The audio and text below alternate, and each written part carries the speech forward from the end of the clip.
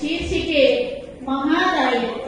ನವಮಾಸ ಹೊತ್ತು ಸಹಿಸಿದಳು, ಹೆತ್ತು ಇಳಿಸಿದಳು ಭಾರವನ್ನು.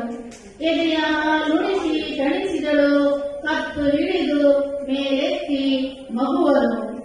ಗರ್ಭದೊಳಗಿನ ಕತ್ತಲೆಯ ಸೆರೆ ಬಿಡಿಸಿ ಕಾಣಿಸಿದಳು ಜಗದ ಬಯಲಿನ ಬೆಳಕನ್ನು. ಅಳುವುದನ್ನು ಮರೆತು ಕಲಿಸಿದಳು ತುಟಿ ಅರಳಿಸಿ ಮುಗ್ಧ ನಗುವನ್ನು. ಎದೆ ಹೊಟ್ಟೆ ನೀವಿ ಬೆನ್ನು ತಟ್ಟಿ ಕೈಕಾಲುಗಳಿಗೆ ತುಂಬಿದಳು ಬಲವನ್ನು.